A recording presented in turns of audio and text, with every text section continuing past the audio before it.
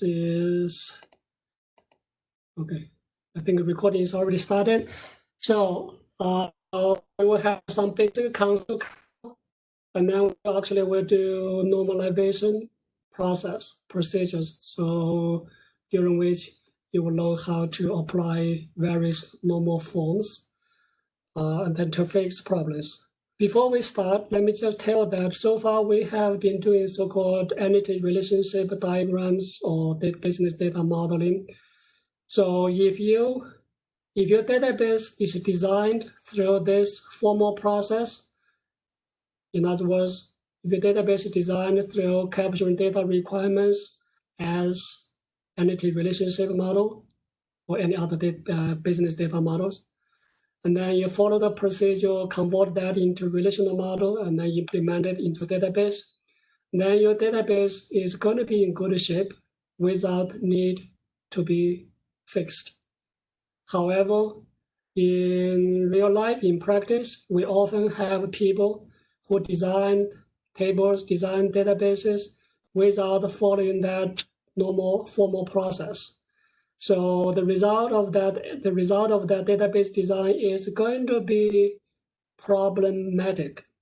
So I'm going to show you some of the problems. Okay, and now, so suppose you are given such tables, such database, and then you need to learn how to fix them, so that the database become usable, become operable. Otherwise, the original tables may not be useful in some scenarios, under some scenarios. Okay, so just let you know that if you follow the procedure I told you from the beginning to here, then this lesson is basically not necessary. However, for most most of you, you're going to deal with database that was designed by somebody else, right? Maybe your colleague or maybe your managers designed such a database, and they were not trained in database design, so the database may have problems. So now we are going to have to, today we're going to learn how to fix that. Another thing you probably want to know that is, especially for students who are looking for jobs, companies, they are looking for people to, do database or related jobs, sometimes maybe like application development. They will test you. They may have questions to test you. So one of the questions they typically throw out is as such. They give you a table. The table has a problem, and then they ask you how to fix the problem, fix those tables. So today's skill may also help you to prepare for those kind of job interviews too. Okay, so let me get started. So first of all, for basic concepts, I'm going to follow PowerPoint. Oh, by the way, we need to do. I said I need to answer your questions on home review for homework. Okay, so let's do that first. So I'm going to start a whiteboard, and also I'm going to show the questions on the same screen. So this is, let me go start with new whiteboard. So the questions was, let me see. 641, I think that was a week 4 outline. And there we go. So this is the question. Let me put these questions on the screen too. So this is the original question. Okay. So let me see which question. You have 2 questions to do. The first question, the second question is kind of a special type of the first question. Does anybody have questions on with the first one? I can, you know what? Like we can just do the first question, okay? And then the first question basically covered almost everything. So basically, you need to create a ER diagram first, and then you need to convert that into relational model, and then you need to write SQL statements for that. I believe that should have everything. I think one of the students who asked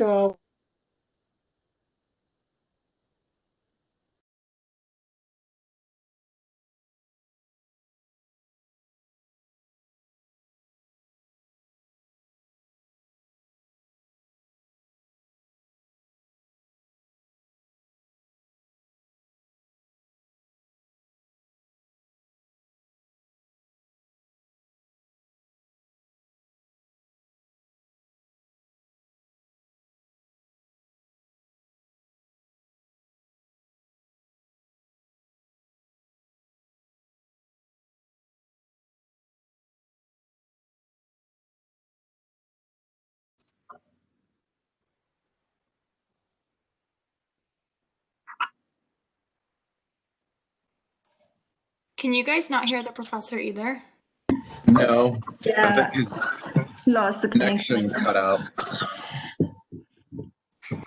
Okay, I was just making sure I wasn't the only one. I'll send him an email.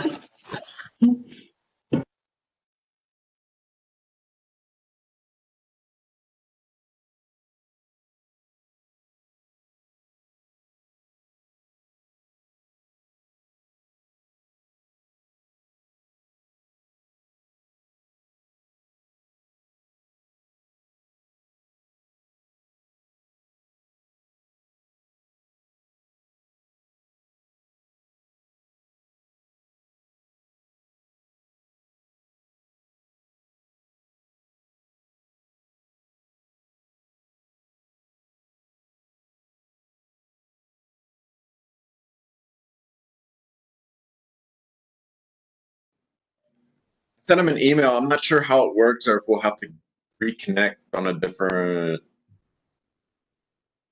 areas. Name? Okay. Professor Liu, Yeah. your connection cut out for about 3 minutes.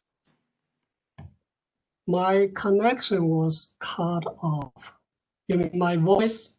Yeah, the voice and the screen was frozen for the most part, I believe. Oh, really? It's not working now? It's not working? It's working now, but I think it's been about, what, 2 or 3 minutes? 2 or 3 minutes. Which part I was? Okay. Let's see which part I missed. So we are working on your homework question 1. Okay. And we identify the objects first for this problem. So we are going to have customers and orders. That's easy, right? Easy to identify. And then we have components and the raw materials, right? So I'm going to start with those simple objects. Okay. When I do join, sometimes it's not a very clear. Let me do this, delete that. Okay, let's do it again. Okay, customers, and then orders.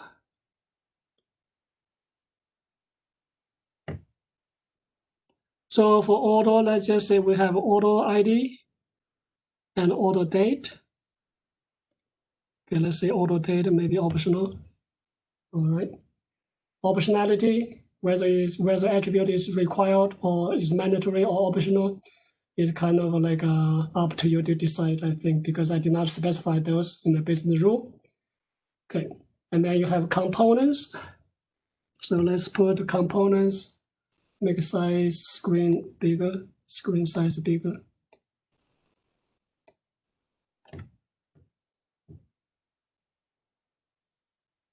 Component. Okay. Then raw materials. Let's put it here. Raw material. Okay, let's just throw several common attributes here. So for component, let's just say we have a part number and maybe a description. Okay, that's optional. For raw material, let's just say we have a raw material ID and also description. This is also optional. Make sense? And then what else? Let's say raw material. So those are the objects we already identified, customers, orders, right? So that's a pretty easy step. Second step, and then we follow the business rules. A component can be used to make any of several other components, and a component can be made of several other components. So what does that mean? Is that this component and the component have some kind of recursive relationship. So I'm going to make that as many to many, right? Because one component maybe can be used to make several other components, and one component can make several other components too. So basically, that's a many to many relationship.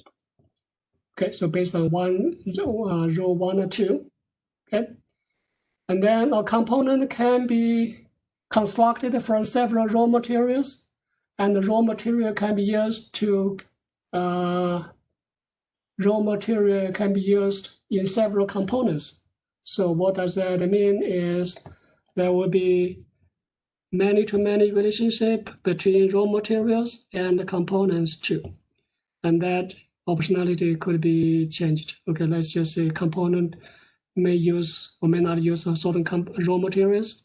So maybe this side is optional. Raw material may be or may not be used for components. So both sides should be optional. So I'm going to change that to optional to optional.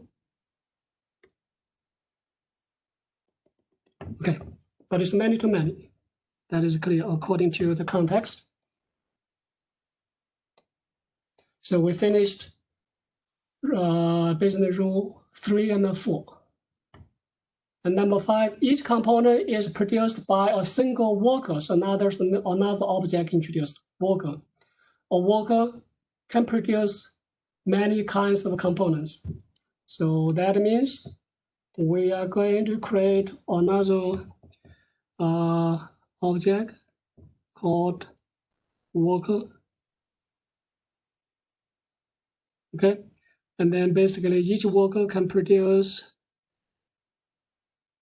many different kind of components, but one component is made by only one worker. So for worker, I will just say you will have employee name, employee job.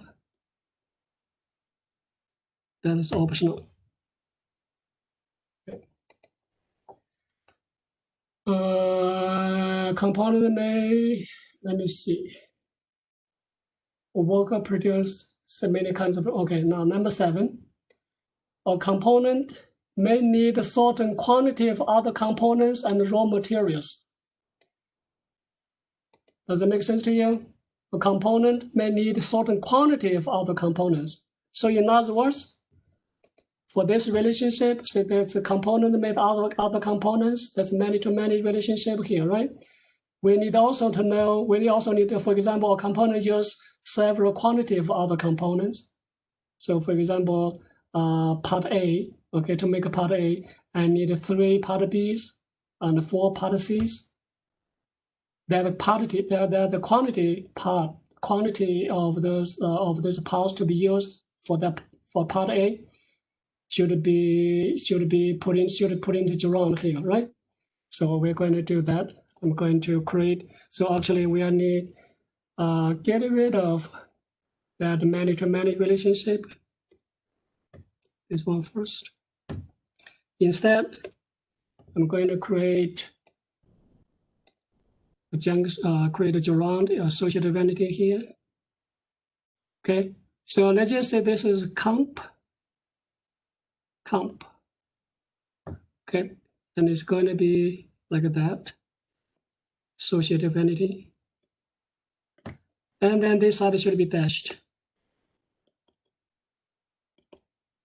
The reason for that is a component may use other components or may not use other components. So remember, original recursive relationship is optional to optional. So that just means this side is optional, this side is optional. And this side must be always required, okay? Because a component, if you have quantity, then quantity must be for specific component and specific part to be used in the component. Okay, so this is rule number 7, right? 7. And also you have the same thing with other one. Same thing with relationship between component and raw materials. So we should get rid of that too. Get rid of that. Instead, I'm going to have like a recursive relationship in the middle. Okay, and connect that.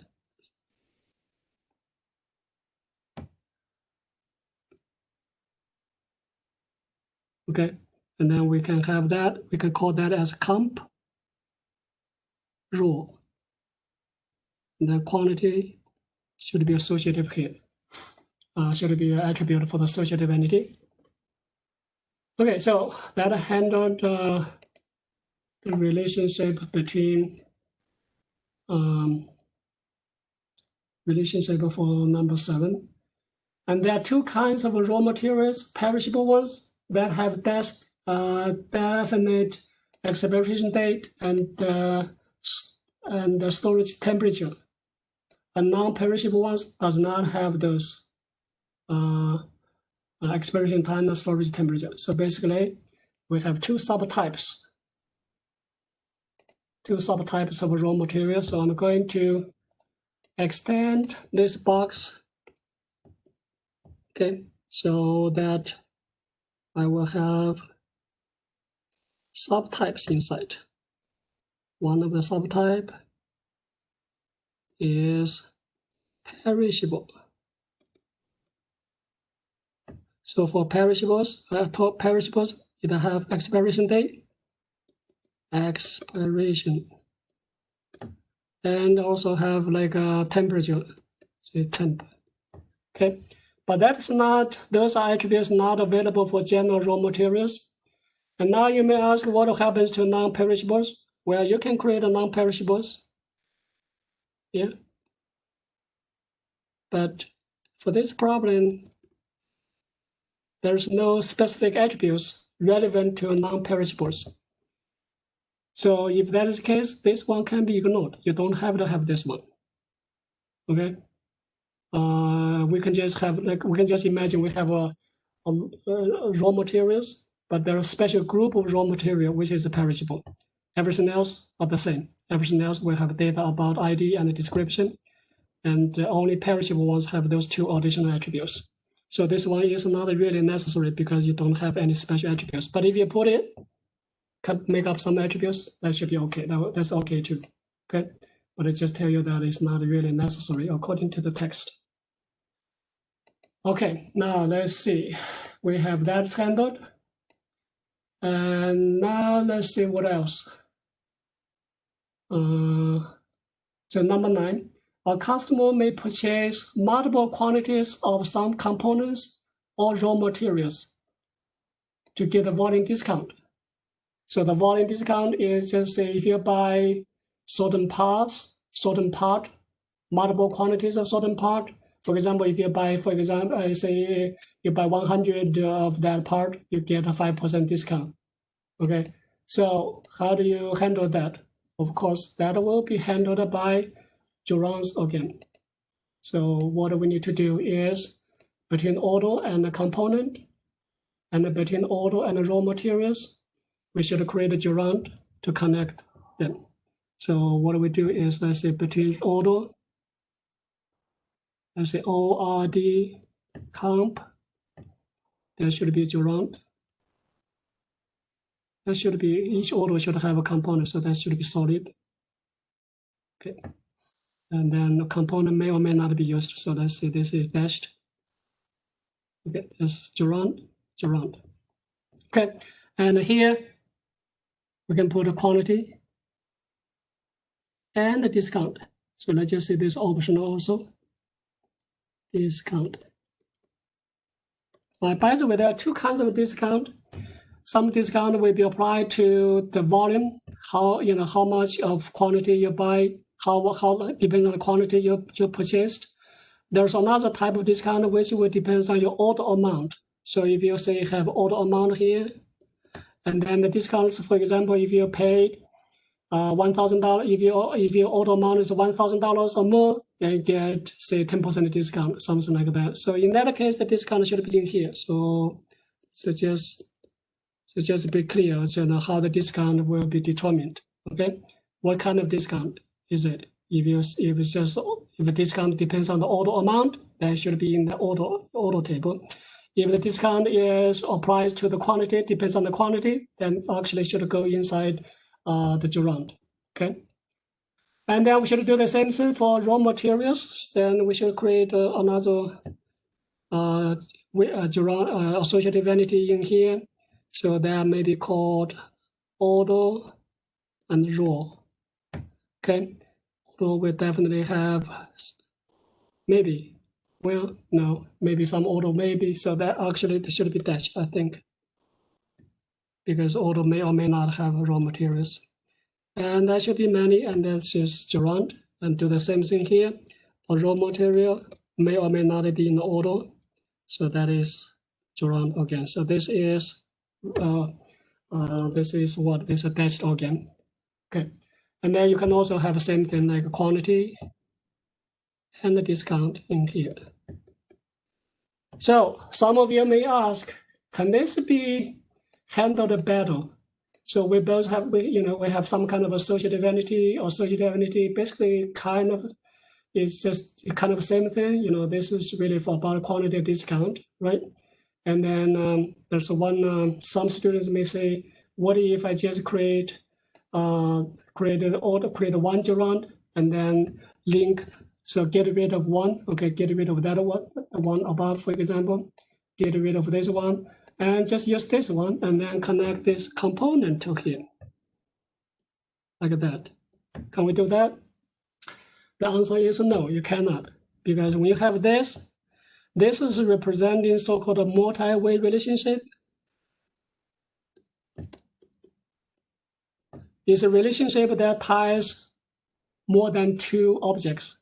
So usually we have objects tie only two objects, right? Relationship tie only two objects. But this is relationship that ties 3 or 4 objects. So this is called a multi-way relationship. We did not cover that in last class. This kind of relationship is very special. It's kind of like saying that the relationship ties 3 or more entities at the same time. If one drops out, that relationship does not exist anymore. Okay, so let me try to think of relationship like that. So for example, if I have, if I try to model a shipment, okay, a shipment will go to a specific customer from specific vendor and come from specific warehouse. So in that case, for shipment, if you model that as a relationship, that relationship will tie all 3 together: customer, vendor, and warehouse. Without any one of them, the relationship does not exist. Okay, so this is actually a way to model that 3-way relationship. So what is a better way to handle that so that we do not have to duplicate this Durand multiple times? And this is actually a better way. The better way to do that is you can consider component and the raw material as special kind of products. So basically, create a bigger box that contains component and the raw material, and make that bigger box as a product. And then you can just connect the order with the Durand and with that bigger box. So that way you do not need to duplicate these two. Okay, I'm not sure whether anybody did that, but that would be a better solution. Okay, so without that, this would be the way to do it. So basically, you have 2 different kind of junction, different kinds of associative entity, recording the quantity and the discount between order and discount and the component, and between order and the raw materials. Okay, so that would be is a way to do it.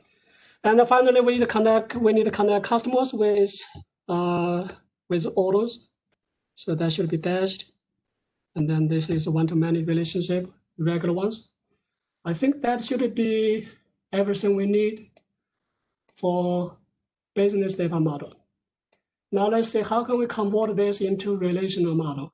Okay, so to do that, I'm going to do this. Say a student asked, how do we handle recursive relationship? You're supposed to have associative entity here. Okay, now let's just say that we have just regular many-to-many associative, regular many-to-many relationship instead of this, because it's around, you can handle that easily, right? Just same way as others. So I'm going to get rid of that and replace by many-to-many relationship to answer your question. Okay, is that clear? So get many. Okay, just a regular because of a many-to-many relationship instead of Durand in the middle. Okay, so Durand can be used whenever you have things that depends on both ends. So that was the case here, but I just simply I want to show you what if you just have this kind of recursive relationship. How do you convert that? All right. So I'm going to create that create tables one by one. So first of all, create the boxes, create tables for each box. Okay, so we can do. Do we need to do all of them?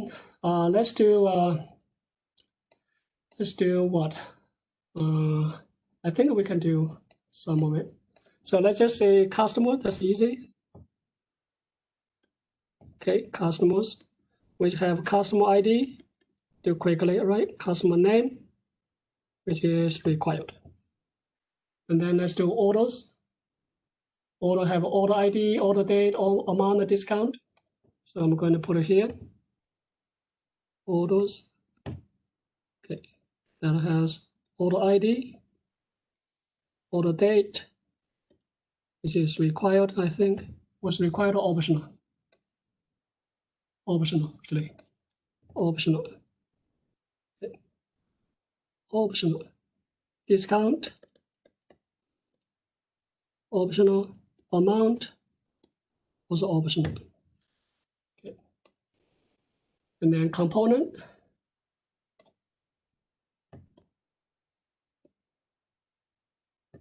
So components have component ID or part number and description, which is optional. Okay. And then we have a box for workers. So let's do it down here.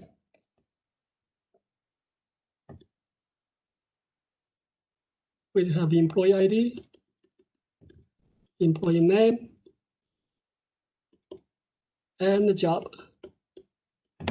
Optional. Okay. And then we have 1, 2, 3. Then raw materials. For raw materials, have two. We have subtype. So we need to handle that. Actually, we should handle that first. So let's do perishables first. Perishables. So for perishables, we have attributes like expiration, expire, and also have temperature, optional. And since this subtype does not have its own ID, so we are going to just create one, artificial one. So we may call that as perishable ID. Okay. That's artificial key, primary key for the perishables table. And then we are ready to do the super table, raw materials.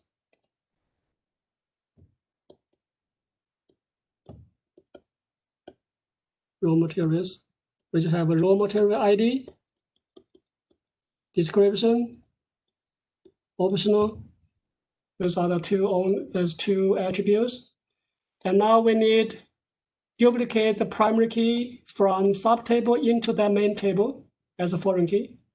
So we need to provide duplicate the perishable ID as a foreign key, and that foreign key is always optional. So if you make connections, the connection should look like that. Okay. The primary key is duplicated into the foreign key. Okay. And the rest will be junction. We have a couple of gerunds. So let's do those gerunds also. So one box for each, one table for each box. Okay. So we'll do auto camp, which has quantity and the discount only. So let's do it here. You see auto comp. That table has quantity, optional discount, optional. Okay, next, we need to get rid of this relationship. Okay, listen, that was wrong.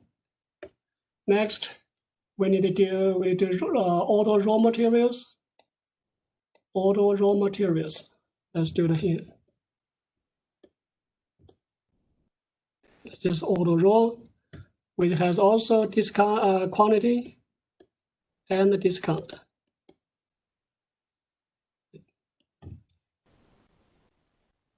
All right, and finally we have this junction table, which between comp and the raw materials.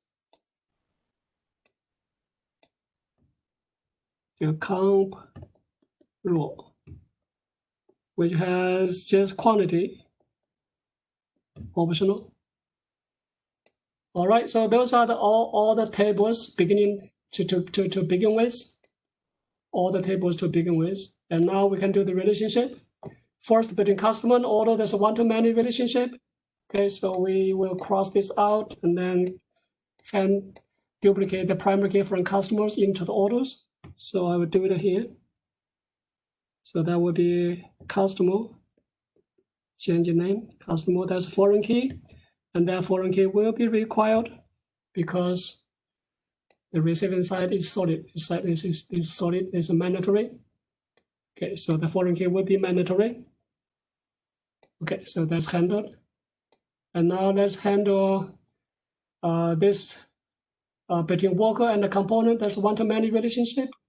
Let's handle that. Okay, so that we duplicate primary key from workers table, employee ID into components. So that relationship is this solid, this side is solid. So we should make that foreign key as mandatory also. So then we do a component inside a component. We duplicate employee. That's employee ID. Required foreign key. Okay. And now let's handle this because of a many-to-many relationship. So basically, we are going to create a junction table for that. So let's call that junction table. Let's put it here, okay? Junction table here. So let's just say that is called comp, okay? Let me see. I think I will put it better, put it into another place, put it in here. So there's comp. Okay, so that table will have primary key from components into their P number once and the P number twice, but we need to change that because we cannot have two columns with exactly same name. So maybe call this as part. Okay, and circle that. And all these foreign keys are required. And these two foreign keys will form one primary key for the junction table, right? So that's how we handle junction many-to-many relationships. Okay, so that is, so all the relationships, all these individual relationships handled. Now let's handle associative ones. So they are all pretty much the same thing. So order to order comp, that's the one-to-many. Component to order comp, that's one-to-many. And we need to duplicate the primary key from orders into that and the component into that. And also we need to make those as part of a primary key for the gerund. So we need to go to the junction table, order comp here. So let's duplicate it in here. Okay, so I will say the first one is order. That is actually order number, which is required. Okay, and then it's also part of primary key. And the second part is component ID, which is part number. That is also required. And that's another foreign key. And that is required and also part of primary key. So that's how we handle all those junction tables. Order the raw material, pretty much the same thing. We're going to have order ID required, part of primary key. And then raw material ID, that's raw ID. That is foreign key required and the primary key, part of a primary key. Similarly, between raw material component, we need to have component ID, which is part number, foreign key required, part of primary key, and the raw material ID, that is also required, foreign key, and also part of primary key. And that's it. That's all we need to do for that question. So only thing I changed that is instead of a gerund here, I use many-to-many relationship. Okay. So now let's see how can we write SQL statements. I'm not going to write everything. I think most of stuff is pretty straightforward. I'm going to just write here. So I need to implement write this one. This is request relationship to answer your question, and I'm also going to write this one. This raw material one. Okay. So let's do workers first. So remember, workers have 3 columns. Okay, so let's see how can we write that. So I'm going to write write SQL statement inside data model. Okay, not data model, the SQL developer.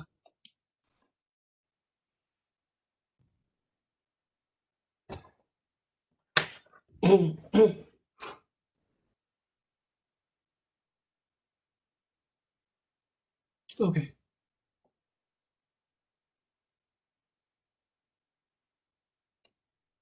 So let me connection.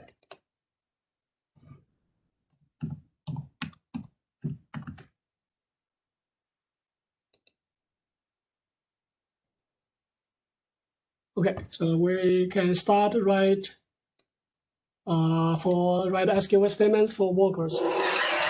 So create table workers, which have employee ID, EID. Let's just say that's a char maybe 7.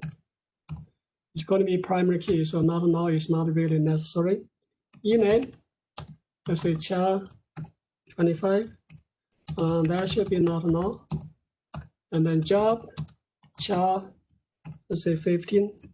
And it could be null, could be missing. Okay, it's optional. Then constraint, PK, that is for worker. And then primary key, which is just EID. And then go to the next row, semicolon, finish it. Okay, right? Simple. So now let's do according to that. So workers, and then we do components. Okay, do components. Component table. That's the only 2 component table is here. Let's see, components. Component table is here. Okay, so component table have employee, part number, and description. So let's put this here. Let's look at data model again. So create table. Let's call that components. Okay, and it has part number. So let's just make a char. Let's say that would be, let's say 14 characters, which is part of primary key. So not null is guaranteed because of the primary key. And then description. And description, let's just say I'm going to use worker 2. So maybe 1,000 characters. Okay. And then we have employee. Even though name changed, but ID, but the content is employee ID. So that should match this worker's employee ID, EID. Okay. No, employee, yeah, that's employee. So that will be char 7. Sorry for that. And that is required, so not null. Okay, that's a mandatory. And now we can do constraint PK for comp, which is primary key. Primary key is P number. And then we have foreign keys. Constraint FK comp, then worker. Okay, and then say foreign key, which is employee this time. And then references, workers. I think that's it. Semicolon, finish it. Now we can do the junction table. So the junction table is between component and component. It is here. Is it here? Okay, so I'm going to create junction table for that. So that would be create table. Comp. Okay. Parentheses. So part number. Okay, the part number is primary key here. So that is char 14. Okay, and there's going to be another null. Okay, and then there's another one part number, P number, but this one is for the constituent ingredient. is the ingredients, the part, okay? And that is also char 14. So exactly same primary key duplicated twice in here, and that is not null. Okay. And now what is the primary key for this table? Constraint pk for cc, okay, comp, and then primary key. Then primary key is going to be p number and the p number part. Okay, and this table has 2 foreign keys. Remember, you duplicate the primary key twice. Each time we duplicate the primary key, you create a foreign key. So therefore, this table has 2 foreign keys. Okay. So constraint the fk, and then this is cc, and reference to comp, foreign key,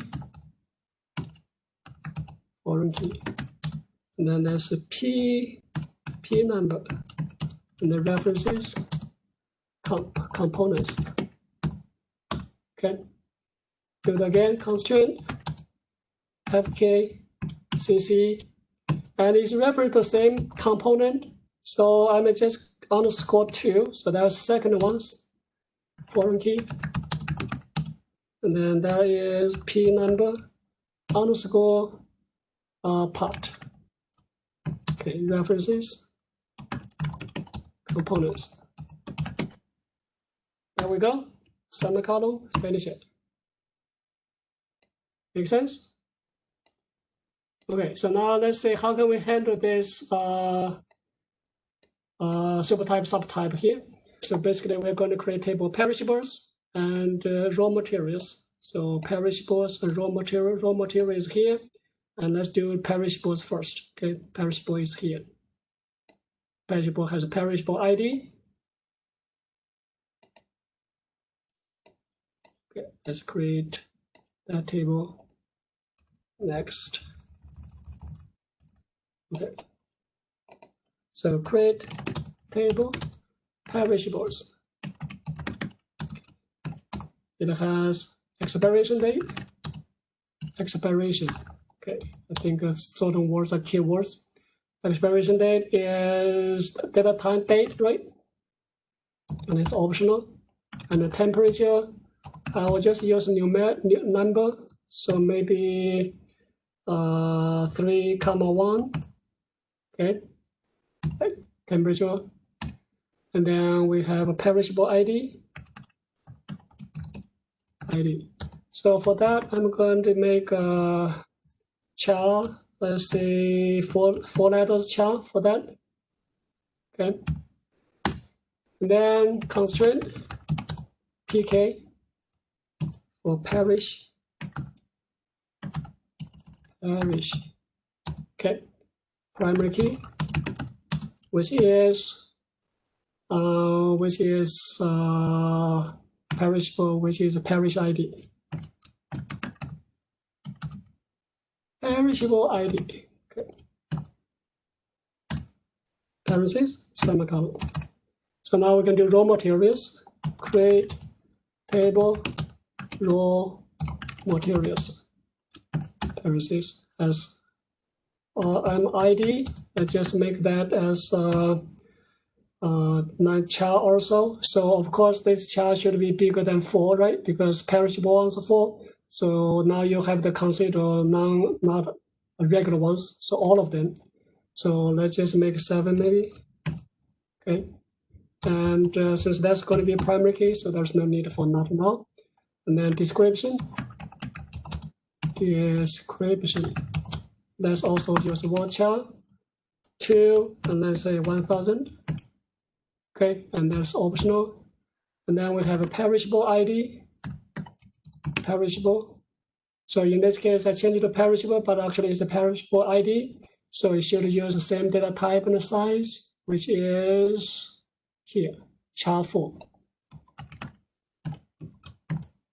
Okay. Right, which is not null, right? Is null. This is not required. Now it's not mandatory. Okay, it's optional. So that's actually the case that foreign keys are always optional in this kind of in these ARC implementations. Okay, foreign keys are always required in junction table in gerunds, but foreign keys are always optional in ARC implementation. Okay. All right, and that's the only columns. Now we can just create a constraint. Okay, and then we'll say. So what do we say in this case is the primary key first of all, pk row. Okay, primary key.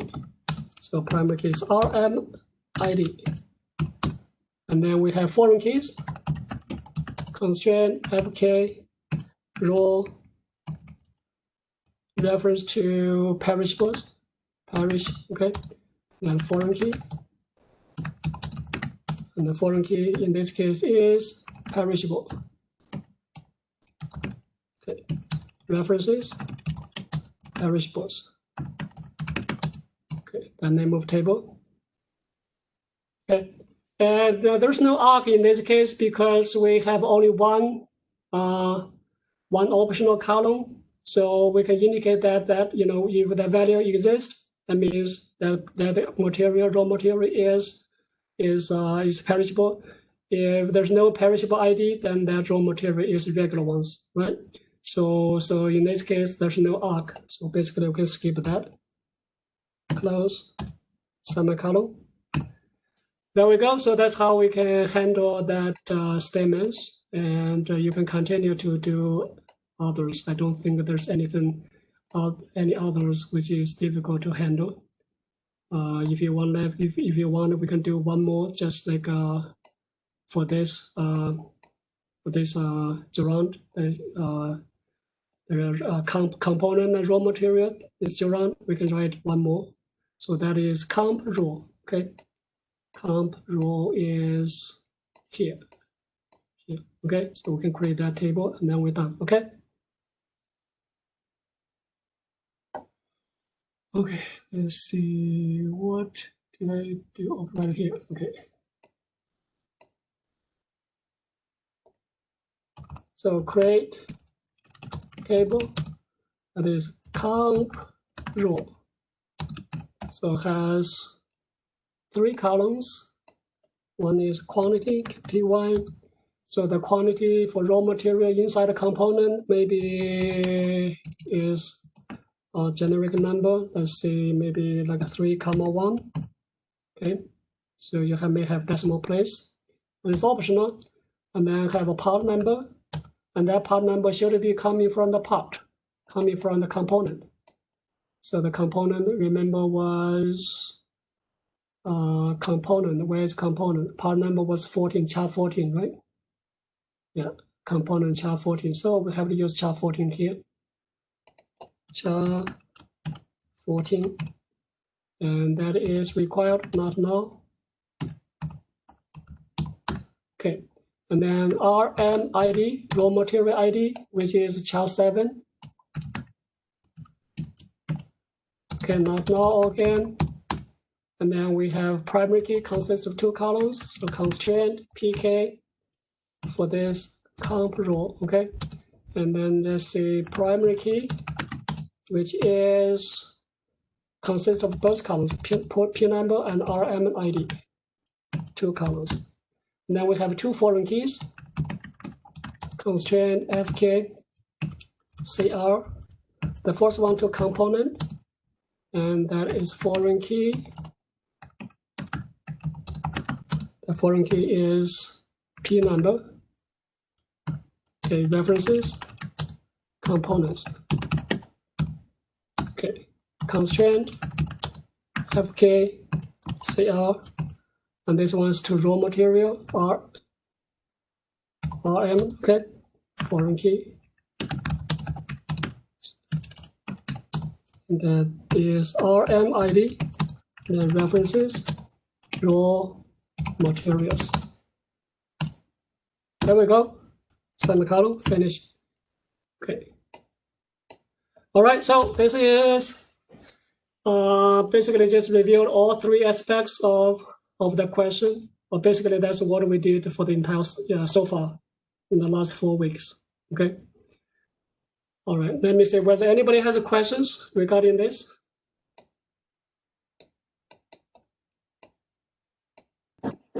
No.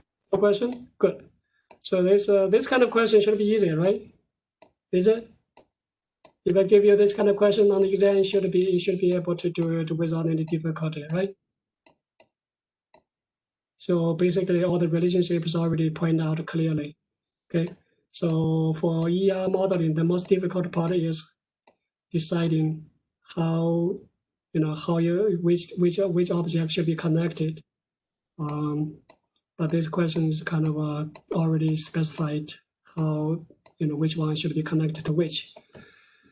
So this is actually something we are going to skip. There's one chapter on how to do verbal modeling. So if they give you like a case and which have full of verbal descriptions, the description may be coming from project description, coming from business reports, business documents, and on related objects, how the related objects should be connected, should be not connected, should be related in the real world.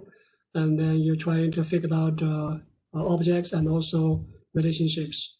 So we are going to skip that, okay? All right, so that will be the last time we talk about data modeling. And now we are going to move on to chapter 11 on relation on what on normalization. So we are not going to use this for tonight. I don't think we need that. And I'm going to open PowerPoint first. PowerPoint. So you can download the PowerPoint, or you can just follow me online.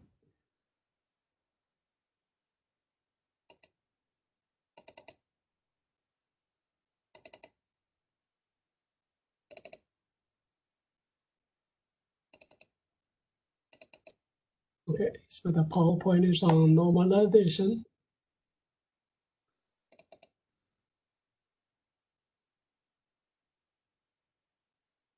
Okay, let me also switch to this screen. Okay.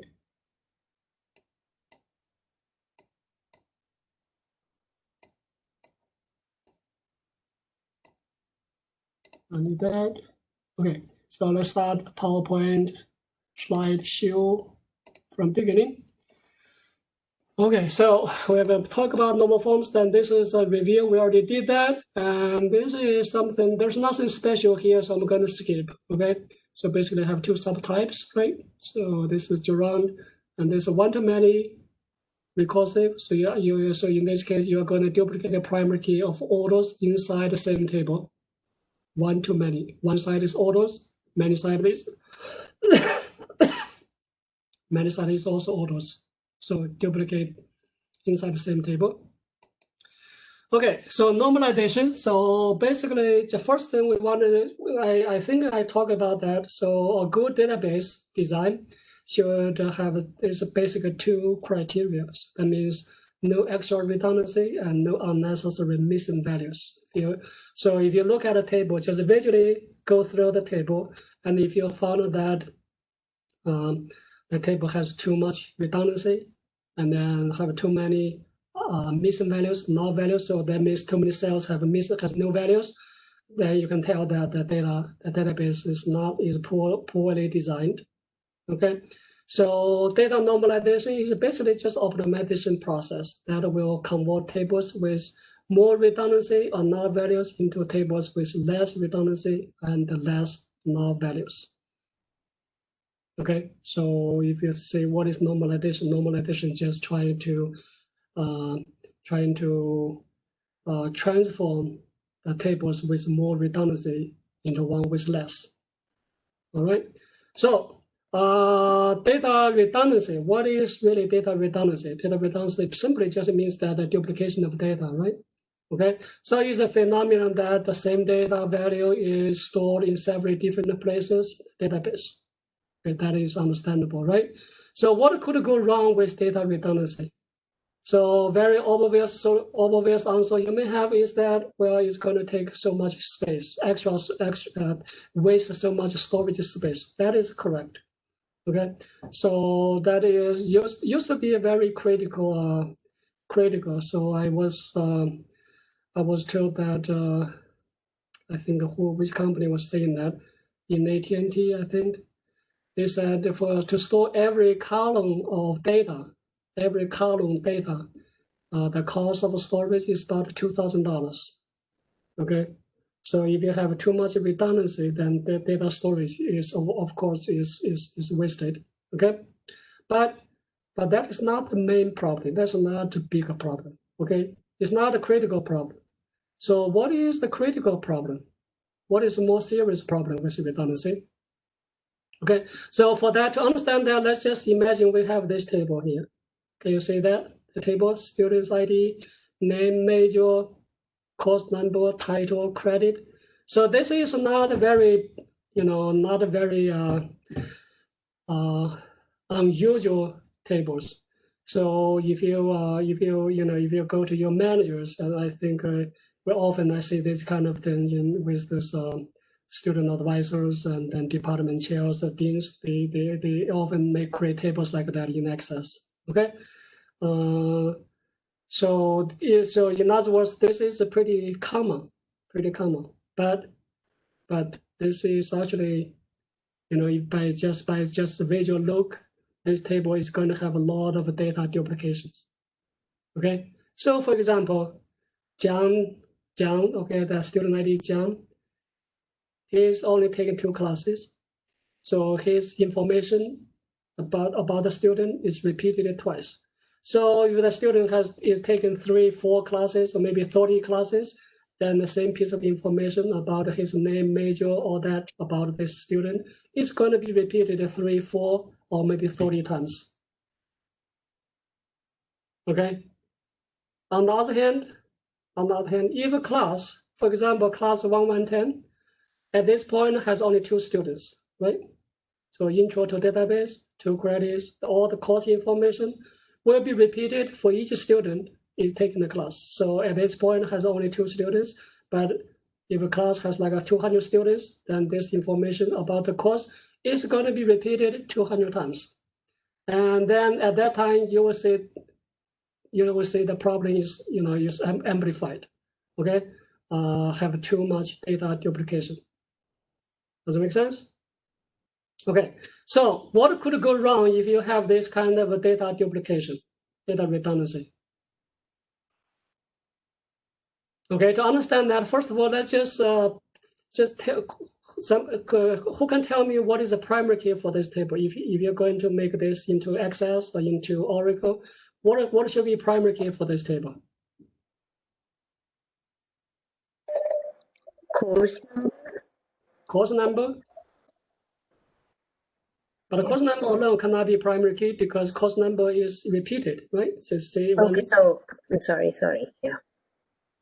Okay, say it's 1110, so that's going to be repeated. So primary key cannot have duplicated values. You understand? The primary key values must be unique. Okay. So what should be a primary key? I think you will need to use composite primary key in this case. You need the course number and also student ID. Do you agree?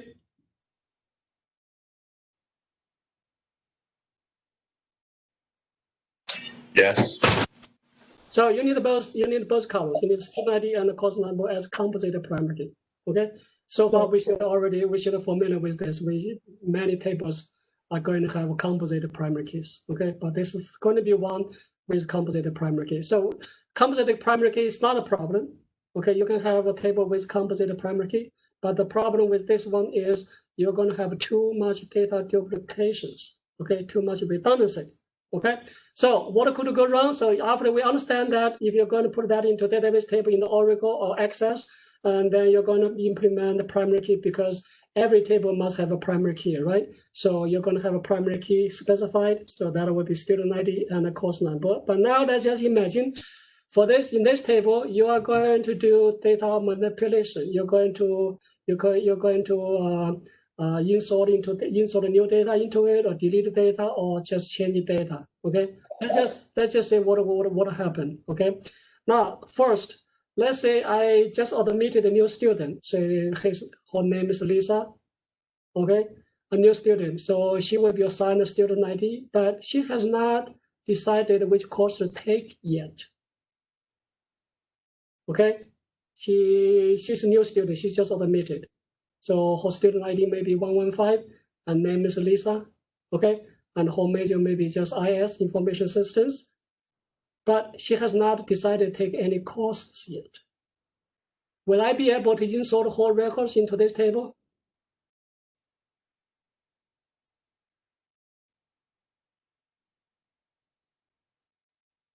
Yes or no?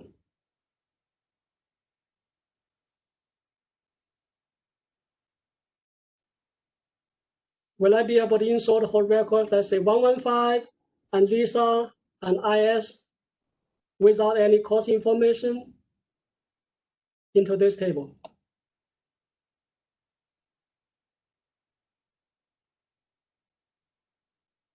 The answer is no. Why? Because you cannot leave a primary key, even part of a primary key, empty. Primary keys cannot have missing values, right? Even though it's a composite primary key, but any part of primary key cannot have missing values.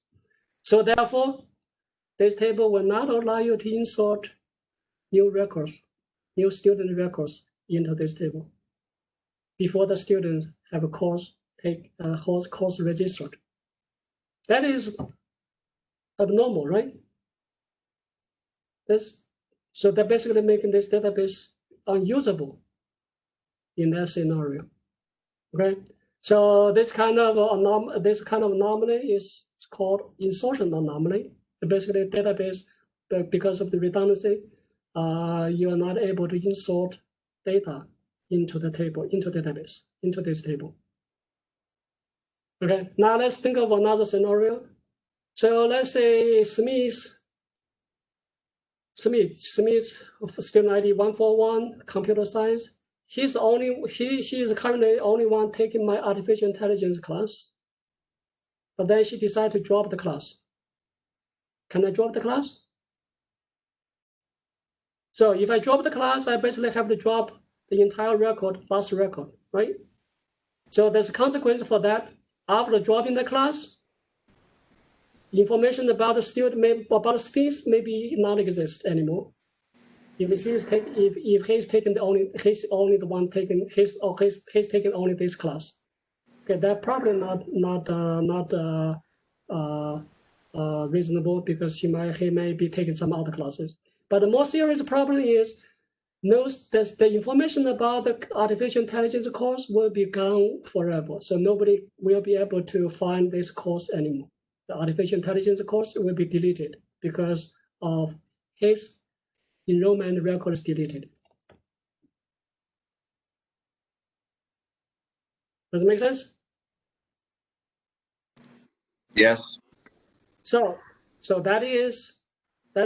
you can call that is anomaly, and that is called a deletion anomaly. So basically that allows, just basically saying this table is not useful, if you need to delete the records from it. The last scenario is, let's just say John, he's currently in math major, but he found that math is pretty abstract, boring, and he wants to change it to IS. All right, so I'm going to go ahead and change his major IS. Okay, but then I forgot to change all his other majors, because there's a major record. The student record is repeated many times. If he's taken 30 classes, I'm supposed to change all 30 instances, 30 records of that has his major in it. But if I change some of them, but not change all of them, then you're going to have a database with data inconsistency inside the database. That is, you have different information about the same object in different part of your database. So in some instances, when you do source, you may find John has a major IS. But still, you find some instances that John has a major, which is math. Okay, so that data inconsistency is a serious issue for modern databases, and it's data quality issue. Okay, and so because of this, it's called because of redundancy, and to basically prevent the kind of creating difficulty for people to change data, to modify data. So this is called a modification anomaly. All right, so now those are the three most important, more critical issue with data redundancy, not the storage.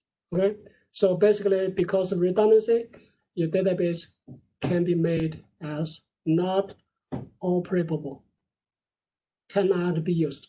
Okay, so not useful for practical data manipulation, data operations. Okay, so summarize. So those are the three problems. Okay, and then so we introduced that say data redundancy can cause anomalies. All right, so what before we talk about data normalization, let's just introduce two important criteria for database design, so called clean database design. Okay, those two criteria are, first of all, is maximize data consistency. We talk about that, right? Data consistency is a big issue for nowadays data quality issue. So clean design should minimize inconsistent information. Okay, so the less duplication of data entry, the less redundancy, less inconsistency will be introduced. Okay, and also by imposing referential integrity, a clean design should also have a mechanism to prevent unintentional deletion of information. So that is related how we handle, how do we improve data consistency. Now, how do we improve performance? So for that, we need to understand that the pros and cons of big tables versus small tables. Okay, if you have so many small tables, then data redundancy can be reduced. However, the retrieval of data can be slow if a query needs to combine so many of the small tables into one query. So we are going to do that, and in the next 3 or 4 weeks, we're going to say, when we write a query, we need to get a piece of data from here, use the criteria from another table, and then we need to link to join other tables. So if you have to join so many of those small tables into one query, then the retrieval of data can be slow. Okay, so that is small tables. Now, if you have two large tables, what's wrong with large table? Large table also have drawbacks. Okay. Your computer may run out of memory to hold the entire table if you just have one table. Okay, that could be also a problem, and the retrieval data can also be slow. Okay, so we can just look at these drawbacks here. So if a small table query will have to involve so many small tables, and the retrieve data is slow. Okay, and also have drawbacks on how to comprehend the relationship of tables. If you have so many small tables, how they are related, so that could be also a problem. Okay, and all the advantage is less redundancy and less inconsistency. And then in comparison for large tables will have more missing values. Okay, so missing values, if you have missing values, you will realize that it is going to complicate the query process. So it will be more difficult to handle those missing values.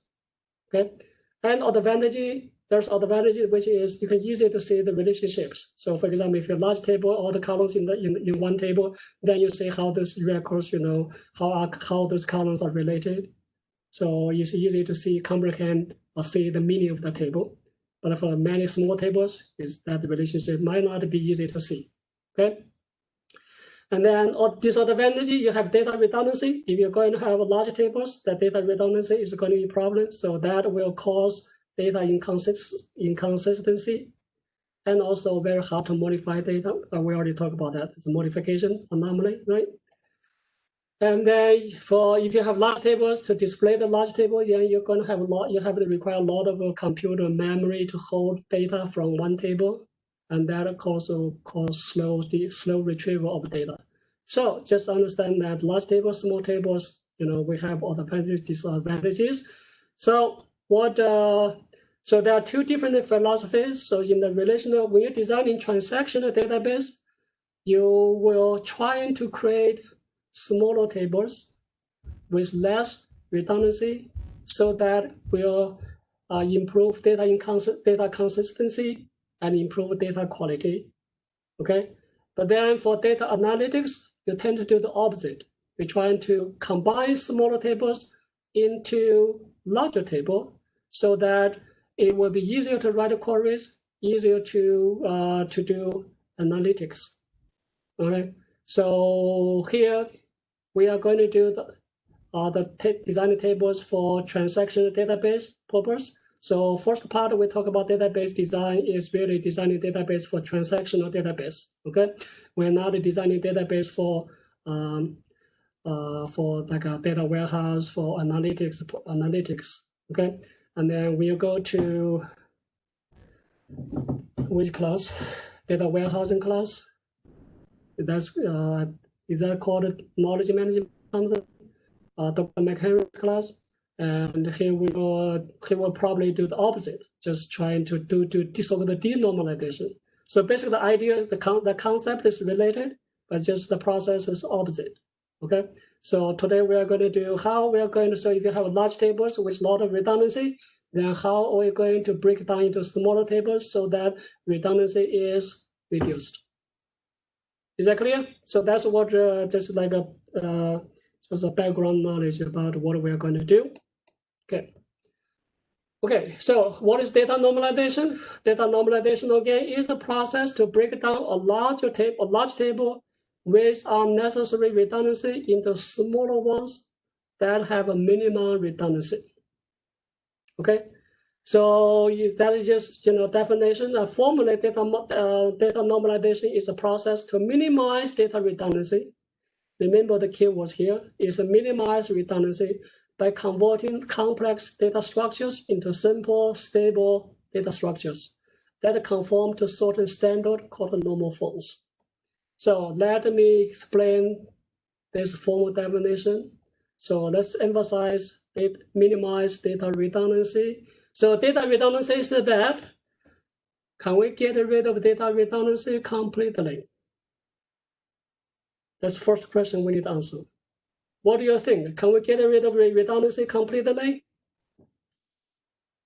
Why we just say minimize redundancy? Why we don't say just get rid of the redundancy? Wouldn't we lose too much information if we minimized it, got rid of it completely? If you get rid of data redundancy, you're going to lose too much information. What information will be lost?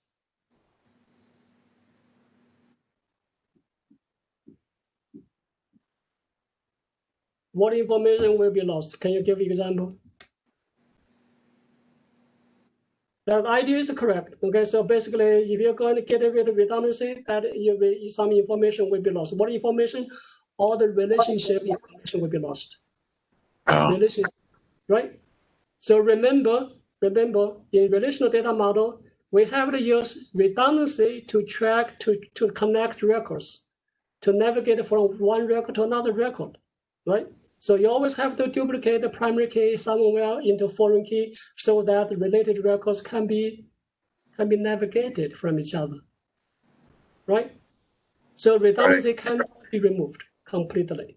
If you remove that, all the relationship data will be lost. That is correct. Okay, so that's why we say it should be minimized data redundancy. Okay, so data redundancy cannot be eliminated. So what we can do with what data normalization tries to do is to eliminate unnecessary redundancy. Unnecessary redundancy, not all redundancy. Okay, there are necessary redundancies you cannot remove. Second one, minimization, maximization. So people who take economics or maybe decision theory or maybe in operations and management, they will tell you how to optimize a function, how to optimize, for example, company's profit or minimize company's cost, right? So you always have to use some kind of a criteria to make judgment, whether the decision is good or bad, right? So that criteria could be a profit, could be a cost, or could be something else. All right. So when we do minimization, we try to minimize redundancy. Of course, we are going to have a criteria too. We have to go to use criteria to make judgment to see whether that is minimized or not. Okay. And that criteria is actually called normal form scheme. So we are going to use normal forms to make judgment to see whether the redundancy, actual redundancy has been removed or whether the redundancy has been minimized. So if the normal form is conformed, satisfied, then we say the redundancy is minimized. If not, then we say the normal form, we say the redundancy is not minimized. Okay, so just 2 points to explain minimize data redundancy. Okay, in order to understand. In order to do function, to understand normal forms, understand those criteria, we need a concept. This concept is really a mathematical concept, okay? But I'm trying to water down to something that every business student can understand, okay? So this is typically, if you do like a PhD in computer science, in database, then you probably will, we do some kind of a mathematics related to that, normal forms. You design the criteria, design a normal form, and then use a concept called functional dependency. And over there, you'll see that everything is pretty from math to math, okay, from concept to concept. Here, we're trying to water down to something that we all can understand. Okay, so let me just introduce the formal definition first. So we say our attribute just like a column, is functionally dependent on attribute B or column A. So suppose you have two columns, A and B. Okay, so if you say column B functionally depend on column A, it means that for each value of column A, there will be unique value of B correspond to it. So in other words, the value of A, the value in column A determines the value of column B. Then we say column B is functionally dependent on column A, or oppositely, we say A functionally determines B. Does it make sense? Okay, let me use an example to explain that, okay? Now say we have a table, this is the table we just did. So here we have a student ID, name, major, course number, title, and credits. So if I give you course number, for example, CS110, there will be unique title and a unique number of credits correspond to it, right? So in that case, we say that course number determines title and the credit. Similarly, if I know a student ID, for example, 104, then that will uniquely determine a student name and also major in this table, right? So given the value of student ID, then there is a unique student name and a major. So therefore, student ID will functionally determine name and the major. Course number functionally determines title and the credit. Does that make sense? Okay, so there you go. So this shows the functional dependency here. Student ID functionally determines name and the major, or oppositely, you can say name and the major are functionally determined by or are functionally dependent on student ID, or title and the credit are functionally dependent on course number. Make sense? Okay. Now let's say if I have another table like this, can you point out possible functional dependencies? Anybody?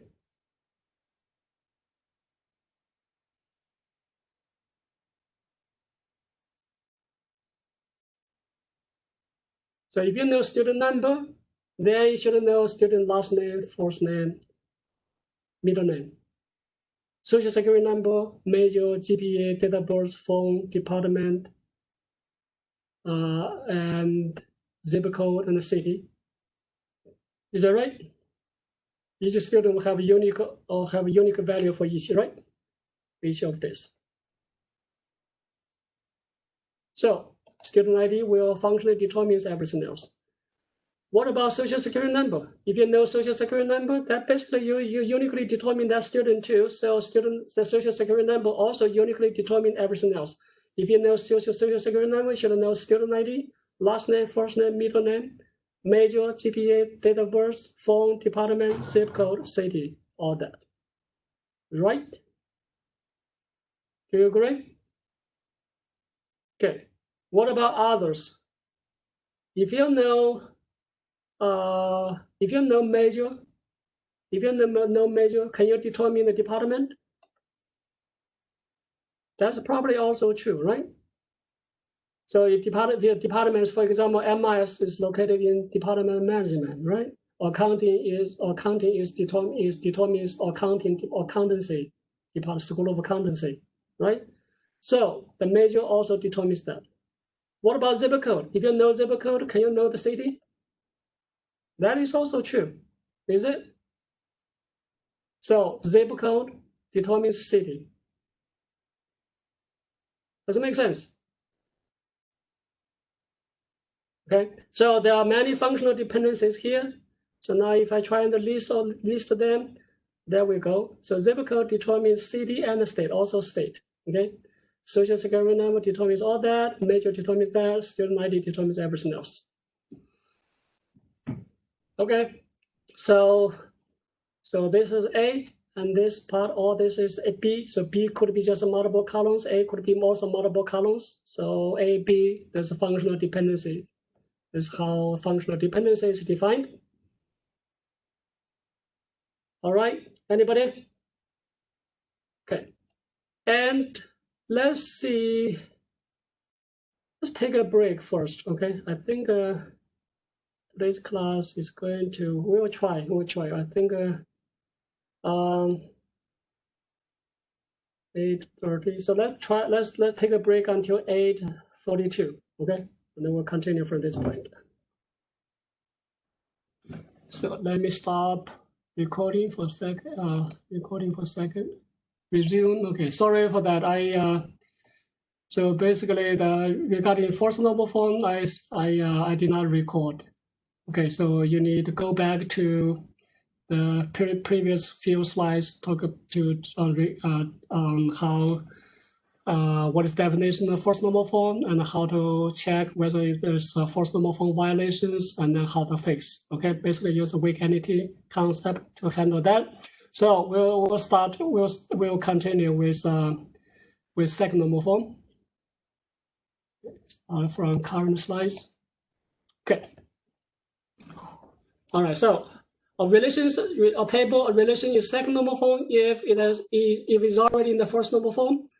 Okay, it must have a key and also have no repeat. It has no multi-valued attributes. Okay. Secondly, you have to check the functional dependency here. So there's no functional dependency between a part of a primary key and other columns. So this is so-called a partial functional dependency. So there's no partial functional dependency between a part of a primary key and other columns. So exactly, no attribute should depend on only a portion of the primary key. And all non-key columns should describe the entire primary key. That is what it means, okay? So basically these two are conditions. First of all, it has to be first normal form. Secondly, it has no partial functional dependency. Okay, so exactly what is a partial functional dependency? It means no attributes, no attribute, no non-key column depend on the only part of a primary key. Okay, and it should depend on the entire primary key. So let me give you an example to show how do we do that. Okay, how do we check? Okay, so first of all, let's say how do we check violations? Let's just few guidelines here. The first guideline is that determine the primary key. So first of all, if I give you a table, you say what is the primary key for that table. And then you draw functional dependencies, on the table. So that will create something called functional dependency diagram, FDD. Okay, and then you check to see whether there's any partial functional dependencies between a part of primary key and any other non-key columns. Now, there's a shortcut. In this case, if primary key has only one column, then there will be no partial functional dependencies for sure. Okay, because the part is a whole is a part. Make sense? So only when you have a table with multiple columns as a composite primary key, then the second normal form will be suspicious. You need to check. Okay, so let's look at the table here. So here, this table have author ID, author name, city, state, title ID, title, and royalty. So this is a table used for publishers to record royalty for their authors. Okay, so typically one author can write many books, right? So one author may have multiple books, multiple title IDs, and one book may also have multiple authors. Okay, so different author may have a different amount of royalty, right? So for this table, let's follow the procedure. First of all, we pick up the primary key. The primary key should consist of author ID and the title ID. Do you agree with that? Right, you need both, right? You need the author ID because one author may have multiple titles and one title may have multiple authors. So therefore, the primary key should consist of both columns. And then we try to draw IDs, draw the functional dependency diagram just on this table. You basically say author ID will determine author name, city, and the state. So you see that how you draw this functional dependency. So you're coming out of functional dependency pointing to author name, city, and the state. So that means this author ID functionally determines author name, city, and the state. Similarly, title ID will determine title, right? Okay. And both author name and the title ID together. So you see there's two arrows pointing out, determines everything else. So that's essentially saying that author ID and the title ID is a key, right? Is a key. All right, so are there any partial functional dependencies? Obviously, yes, because author ID will determine that, but author ID is only part of a primary key, it's not a whole primary key. Similarly, title ID is only part of a primary key, however, it determines title ID. So as long as you find one part of primary key determines other columns, then you can tell that this table is not in second normal form. Okay, just any one. So in this case, we found two. This one and this one. They both are partial functional dependencies. So as long as you find one that is not a case, you find one that there's any one partial functional dependency, then you can tell that the table is not in second normal form. Okay. Now, so this is the conclusion here. So since there are partial functional dependencies as follows, there's two. Okay. So as long as you have one, thus the table is not in second normal form. So this is how you write your answers. Okay. So first of all, you make judgment to say whether the table is in second normal form or not. Okay. Next, how to fix. This is how you fix the second normal form violations. You list each part of the primary key one per line. So this primary key has two columns, right? So basically one each and two together. If you have three columns as a primary key, then this probably will be a little bit more involved. So for example, if I have a table, let me show you that. Okay, let's whiteboard here. Let's create a new one here.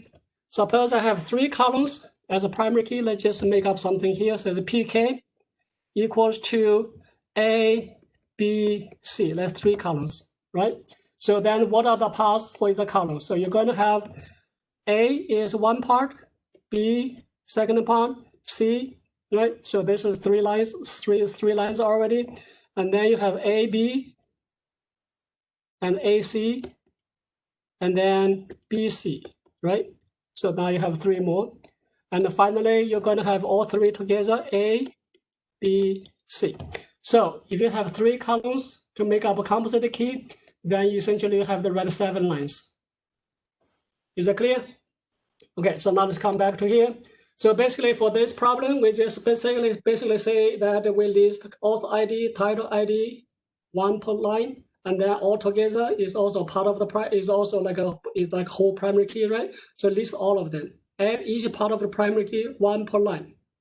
Okay, so that's the first part. And then put those that depends on each using this functional dependency symbol. So author ID determines name, city, state, right? So put that on the up here.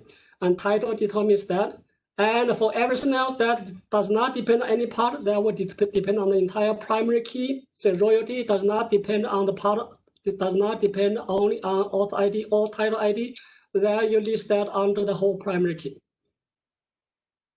Okay, so basically you're going to create one line by line like that. So if you do not have this, then this could be empty. Make sense? This could be empty. So this the last line, if there's no attribute depends on the entire primary key, and all attributes depends on part of primary key. That can be possible. We can have another example to show you that. So now we have the 3 lines. So basically, out of 3 lines, you make 3 tables. So first table, you're going to have a columns author ID as primary key, and the name, city, state as what? As a non-key columns. And then second table will have a title ID in the title. Title ID will be primary key. The third table will have author ID, title ID, and the royalty. And then the determinant, which is on the left-hand side, will make the primary key. So primary key for the last table will be author ID and the title ID. Okay, so there we go. So we produced 3 tables like that. Okay, by fixing the second normal form violations. Okay, author ID, first table. So first table is all about authors. Second table, title ID, is about the titles. And the last table, you understand that? That's really just like a associative entity, right? Associative table for the associative entity. Okay, so essentially the violation of second normal form is when you're combining 2 entities into one. The 2 entities have many-to-many relationships, or maybe there's like an associative entity in the middle. Then if you're combining that, they're going to have violations of second normal form.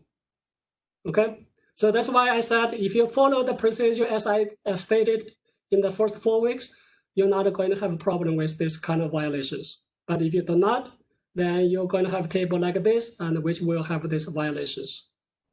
Okay, and also when you're fixing the second normal form violations, the result is going to be clean. So you do not need to try it again to see whether each table is going to be still violating second normal form or not. So this will be in second normal form for sure. So you do not need to check again. Okay, so fixing for the second normal form is going to be clean. And now let me give you another example here. So here I have this is just the example we did in the first slide. Okay, so we have student ID, course number, title, credits. So if we're going to do, let me clear this.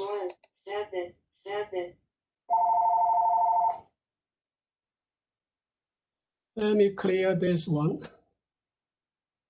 Clear canvas. Okay, so if I'm going to solve this problem, okay, so we are going to have functional dependency as such.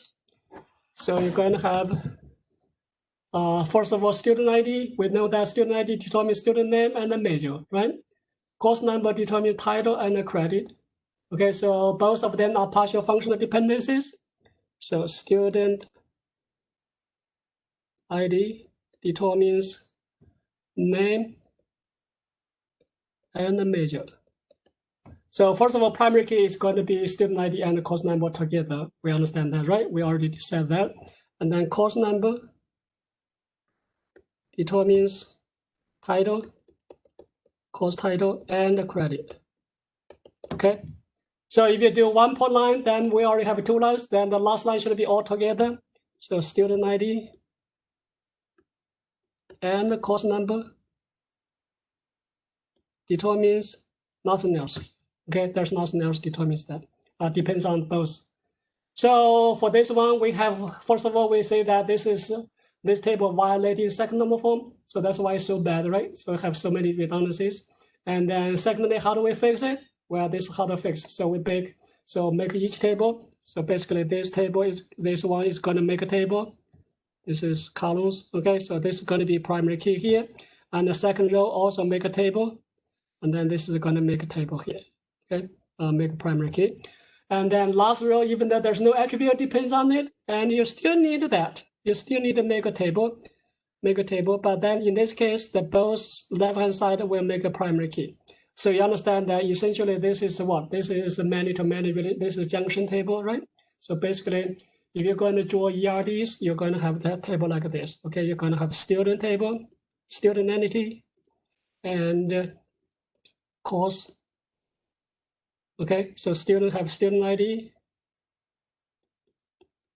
and the student name, and then what else? Student name and student major has attribute, and then course has course number, title, and the credit as attribute. And these two will have a many-to-many relationship, and that's how when you're combining those both to get many-to-many relationship into one, then you're going to create the table which has violations like this one, okay? And then after you break that table, then you're going to have 3 tables created. So one table about students, second table about the courses, and then you have a junction table here. You see that? Okay. All right, so this is the second normal form violations. And so second normal form violation is essentially due to combining entities that are in many-to-many relationships, and also all combining relations to entities that may be connected by associative entity. Okay, like a first one, royalty one, that's actually associative entity. Okay, and also fixed and second normal form violations are clean. The resulting subtables will be in second normal form for sure. So that's good to know. Okay. Any questions? Okay. Now we can go to third normal form. A relation is in third normal form. First of all, it has to be second normal form. You see that? So it's kind of like a precondition for that. And secondly, there will be no transitive functional dependency. No transitive functional dependency. What is transitive functional dependency? It's like this. So you have a column A that determines B, and then B determines C inside the same table. Okay? So you may have columns A, B, C inside the same table that there exists some kind of functional dependencies like that. And in this case, we call B as transistor. Okay? It's like a middle one that kind of like make A determine C. So if you know value of A, then you can uniquely determine C through B. Okay, so that's transistor one. Or equivalently, this second criteria will be equivalent. Okay, it will be easier to apply. So that's what there should be no non-key column that depends on another non-key column. Okay, so if you're given a table, you found that a non-key. Say first of all, you pick up a primary key, and then everything else will be non-key columns. Okay, and then if you say if you find one non-key column determines another non-key column, then you can say that the table is not in third normal form, or is violating third normal form. Make sense? Okay, so how to check? First of all, determine the PK for the table, as same as for second normal form. Secondly, you draw functional dependency diagrams, like what we did with second normal form. So you need a functional dependency diagram all the time. Okay, and then you check to see whether there's any functional dependencies between non-key columns. If you see functional dependencies between non-key column, one non-key column functionally determines another non-key column, then there is a violation. And there's a shortcut also. So in this case, if a table has no non-key columns or only one non-key columns, then there will be no functional dependency among non-key columns. So then the third normal form, you do not need to check. It's pretty much automatically satisfied. Just like second normal form, if you have a primary key has only one column, one key column inside the primary key, not a composite primary key, then the second normal form is pretty much automatically satisfied. I say pretty much. Okay, it's not guaranteed. because you still need to have a precondition. For example, for second normal form, you have to be first normal form first, right? For third normal form, you have to be second normal form first. Make sense? But the key condition, the essential part, can be ignored, can be overlooked, can be ignored. Yes. So you can just use this shortcut to check whether there's any transitive dependency or whether there's any partial dependency. Okay. All right, so let me give you an example here. Assuming that each book has one editor and each editor has one phone number, okay? So we have this table. So in this table, of course, the primary key is title ID, right? So if you know the title ID, you know the title, you know who's editor, and you know the phone, right? Make sense? So that's the primary key, that's no problem. So in this case, second normal phone is automatic because it has only one primary key column. Okay, now let's draw functional dependencies. So if you draw functional dependencies, first one is easy because primary key determines everything else. Okay, title ID determines title, editor, and the phones. That's why you have that. Secondly, you also notice that each editor has only one phone, right? So editor name can determine the phone too. Editor name determines the phone. So in this case, you have a transitive dependency here. So title ID determines editor name, and editor name determines phone number, determines the phone. Okay, so editor name is transistor here. So therefore, this table is not in third normal form. It's not in third normal form. Make sense? Okay. All right, so this is how we state that how we state the answer, how we write the answer. Okay, there's transitive functional dependency with editor name as transistor as follows. Thus, the table is not in third normal form. So that's how you write answers. Okay, so you write a functional transitive dependency, and then say that if you have functional transitive dependency, then you can see that the table is not in third normal form. Okay. Or equivalently, you can say that the functional dependency between two non-key columns, right? So editor name and the phone, both are non-key columns, but there's a functional dependency between them. So therefore, this table is not in third normal form. So it's just equivalent. You can use either one. You don't have to use both. All right. Anybody has a question? Okay. So now let's say, how do we fix the third normal form violations? So in this case, for third normal form violations, the procedure is a little bit different. Okay, so first of all, for each transistor, you find the transistor first. Okay, so you may have multiple of those, but single one first. Just do one by one. Okay, single one transistor out, and then make along with the columns that depend on the transistor, make a new table. So we have editor name and determines phone, right? So we have this non-key column determines this non-key column. So this is a transistor. So we use that transistor to make a new table. So basically that table will be this one. So editor name is going to be primary key, and then phone is going to be non-key column to be used for this table. Okay. Next. Original primary key and all other columns plus the transistor to make a new table. So remember, originally we have, let me go back to the previous table. Originally we have 4 columns. Still one more. Originally we have 4 tables. So editor, title ID, title, editor name, and the phone, right? So by remove these last 2 columns, remove the last 2 columns because we already have functional dependency between editor and editor name and the phone, right? So remove these 2 columns, and now what is left will be title ID and the title only. So these 2 columns will remain remaining. Plus, you need to put back the resistor back. So editor name should be coming back too. Okay, so eventually title ID, title, and the transistor to make a new table. So that's how we end up with this table. So title ID, title, and editor name will make a new table. So original primary key will be the primary key for that second table, for the remaining table. Make sense? Does everyone make? Yes? Okay, so that's how we follow the procedure. So The sad thing about this procedure is that this procedure is kind of what do you say?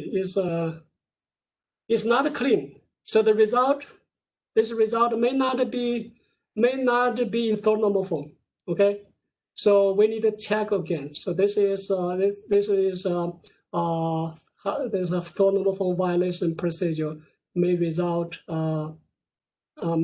tables which may be still in violations. So we need to fix.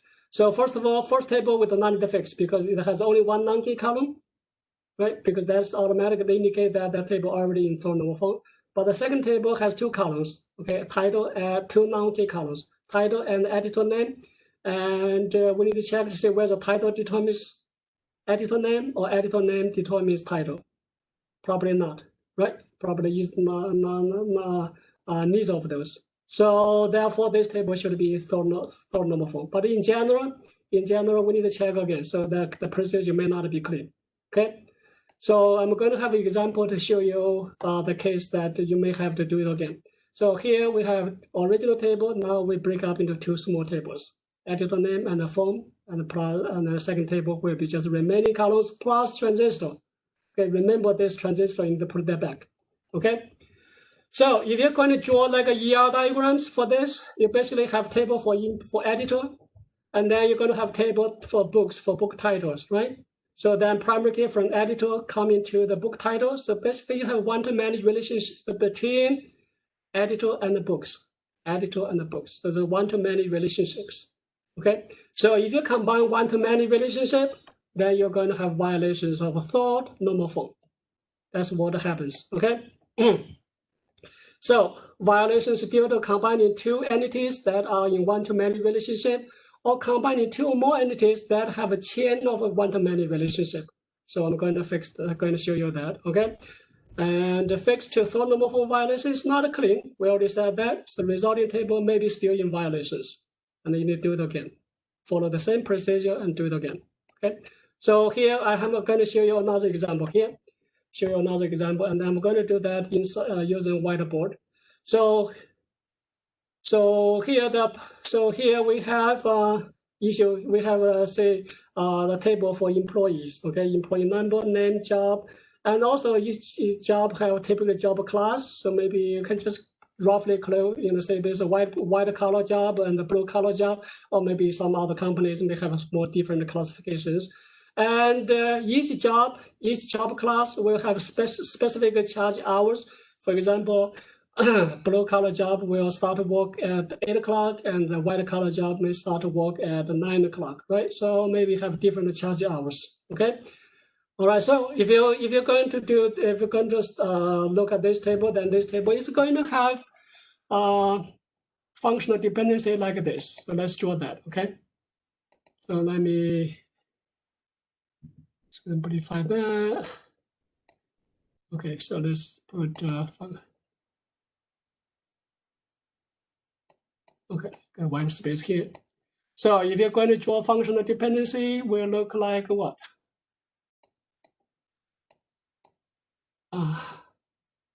So I'm going to just use a whiteboard here, so we understand that we have employee number, employee name, job class, and charge hours, right? Yeah. Charge hours. Okay. So clearly this is employee number is a primary key, right? Okay. So employee, if you know the employee number, then you know the name, you know the job, you know job class, and also job category, right? So essentially this one will determine everything else, right? Okay, so that we draw functional dependency, that will be the result. And then let's say whether there is any other functional dependencies. I do say that if you know the job, you know the job class, and also you know the job category, job charge hours, right? So therefore, in this case, we have a non-key column, job determines other non-key columns, job class, and the charge hours. Make sense? So therefore, this table is not in third normal form. So now let's see how can we fix. So to fix it, first of all, we are going to use the transistor, which is a job. And the columns that depends on it, the job class plus charge hours to make a new table. So that new table will look like this. You're going to have a job and then charge hours, job class, sorry. So job class and the charge hours to make a new table. And then with job as a primary key, that transistor as a primary key. And then everything else, what is everything else? So in this case, employee number and name will be everything else. Everything else. So employee name, employee number, plus name, well, that will be everything else. Okay? Original in primary key is employee number. Everything else plus the transistor. So you need to add the transistor back, so the job back to make a new table. So the first step, we end up with two tables: job class, charge hours, employee number, name, and job. Okay, so we end up with breaking down into, that is the fourth step. Okay. Now let's say that the result may not be clean, so we need to do it again. Okay, so first of all, the second table should be clean because name and job does not depend on each other. Okay, so two non-key columns should not have functional dependency. So this table should be already in third normal form. So we do not need to check. But what about the first one? So job, we know that job determines job class and also charge hours. That is true. However, if I know job class, I should also know charge hours. So therefore, this table is not in third normal form because there is non-key column determines another non-key column. You see that? So therefore, this table is not clean. Okay, so we need to fix this table again. So to do that, I'm going to follow the same procedure again. So that will be job class determines charge hour. Okay, hours. And then because of that relationship, I'm going to make up a new table, which is job class as a primary key and charge hours, which is non-key column. And then everything else, what is everything else? So in the original table, after you remove these two columns, only thing left will be job, okay? So you just need that back. So that job, that is everything else. And then you need to put this transistor back, so job class, everything else plus transistor. So the job class, the job is going to be primary key. So this is going to be second step. Okay. So after you combine all two steps, you're going to make up three tables. So you're going to have this table, which is already third normal form because it has only one non-key column. This one is already third normal form. And then originally we have employee table that's already third normal form. So we need to add that table back. So employee number, employee name, and the job. So that is already third normal form. So essentially the original one table is now breaking down into these three tables. Okay, so what's the relationship between the three tables? Well, if you draw ER diagrams, then you will say that this job class and the charge hours is one entity. Okay, you see that? And then job and job class. So basically job class is a primary key here, and there will be foreign key in here in the second table. So second entity is going to be about the job. First one is job class. And then finally you have employee, and the job is going to be primary key. So basically you're going to have a relationship like this. So first you have a job class that has a one-to-many relationship with job, and that has a one-to-many relationship with employees. Okay, so what are the attributes for job class? You're going to have job class, okay, and then charge hours. So let's say charge hour.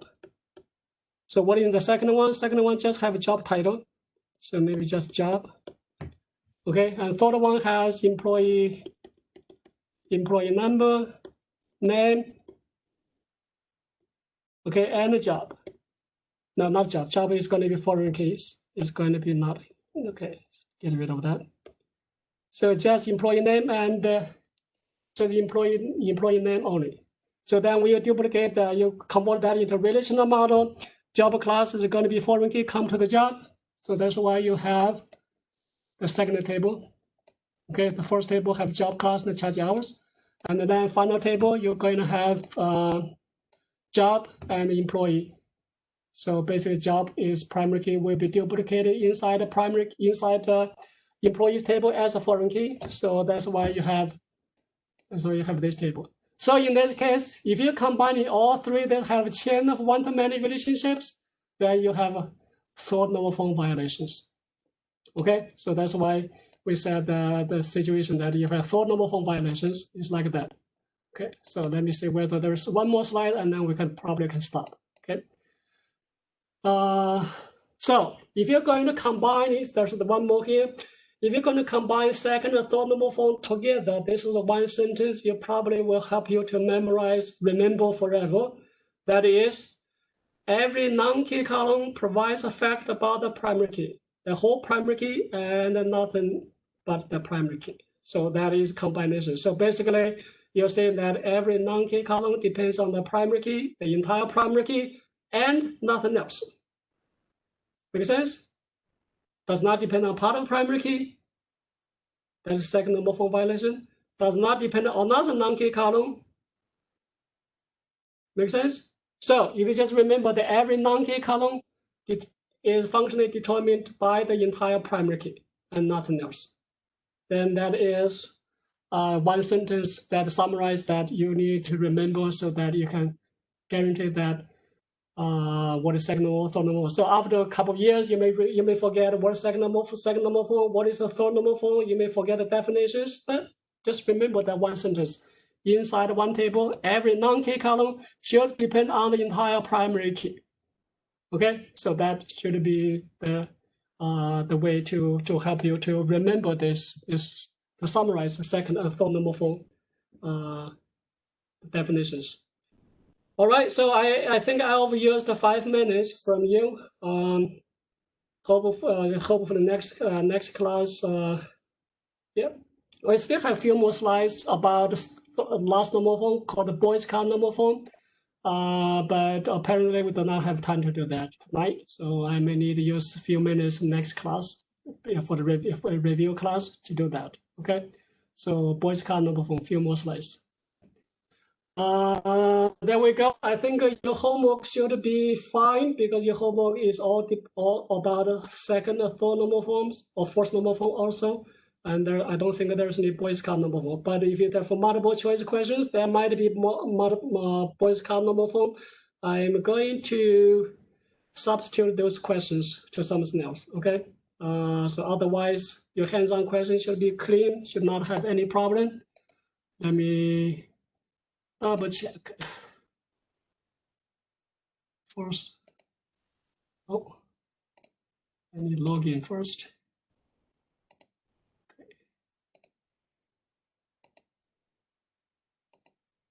Okay, so week 5 are the lines. Let me see your homework questions. So first one is about the second normal form and third normal form. Okay. Next one is also about the second normal form, third normal form, second normal form. So your hands-on questions should be very clean without Boy's Card normal form. And I'm going to check your multiple choice questions. Okay, so Boy's Card normal form. We could not finish today, so probably we spend too much time on your homework question review. Okay, all right. I think that's all for today. And let me see whether anybody has questions. Going to stop recording for now. Does anybody have questions? I don't have any. You don't have any. Anybody else? Okay, nobody has questions. Then that's all for today. thank you for your extra time, and good night to everyone. See you next Wednesday. Thank you.